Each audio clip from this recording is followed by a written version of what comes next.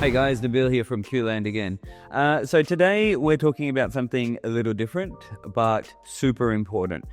We're talking about the changes that in Australia's superannuation system that kick in this year and what that could mean for you if you're investing in property. If you're building wealth for the future or even thinking about retirement. These changes could have a pretty big impact on your investment strategies. Okay, first up, there are a few big changes that have started from July 1st of 2025. First of all, the super guarantee. That's the amount that your employer will be paying into your super. So previously it was to 11.5% guaranteed, and that's now jumping up to 12%. That may not sound huge, but over time, it really affects the balance and it will definitely inflate your retirement fund. Okay, and also the cap on how much you can hold in the tax-free retirement phase is also increasing from 1.9 million up to $2 million. So that means that retirees can earn more from their super without having to pay tax on their returns. And for the first time ever, super is also going to be paid on the government's paid parental leave for up to 24 weeks. What that means is it's going to be a huge help for parents who take time out of work, because it means that they won't fall far behind in the way of super savings as well. And the most controversial one is there's a new 15% tax on earnings for super balances over the $3 million mark. And that includes unrealized capital gains. So even if you haven't sold a property or an asset, you could still be taxed on the growth in value. So what does this all mean if you're using property as part of your wealth building plan?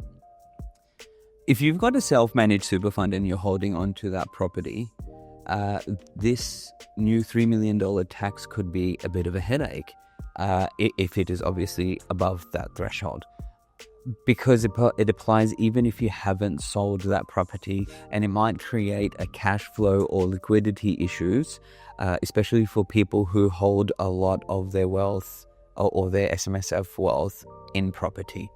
So depending on people's super balance, obviously, we may or may not see people keeping away from using their super balance or their super to invest in property. And they may be looking to invest outside of it, possibly, depending on returns. When it comes to property, it may mean that they go into personal name, or they even may use sort of bucket companies to be able to invest in property. Using other structures may give them a bit more flexibility and less of red tape. Let's talk about strategic takeaways here. The big takeaway here is, I think, don't put all your eggs in one basket. Super is still really very important, but relying on super for property, to an extent, yes, we can still do it. It depends on what your super balance is and what you are looking at getting it to in the near to midterm future. But relying on it alone isn't probably the best strategy anymore, especially with all the new rules that have been coming in. Having a mix, including property outside of your super, will give you a bit more control and flexibility with regards to your investments. So guys, make sure that you're getting the right advice. These changes can be tricky to navigate, so make sure that you're talking to the right financial advisor or someone who can assist with both property and investments. That will save you a lot of headaches going forward, and also it would definitely help in the return on your investments that you have as well. At QLand, we work with investors to help them find the right property that would suit them, whether it be short-term, medium, or even long-term.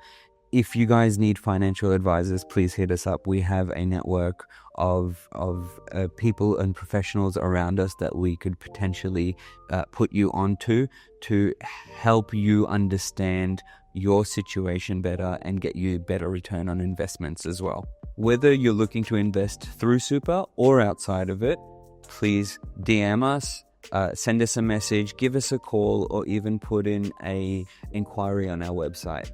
Guys, I'm really enjoying doing these videos. We've got some ideas as to what we're going to do on the next video. I would also please encourage you to let us know what you want to hear.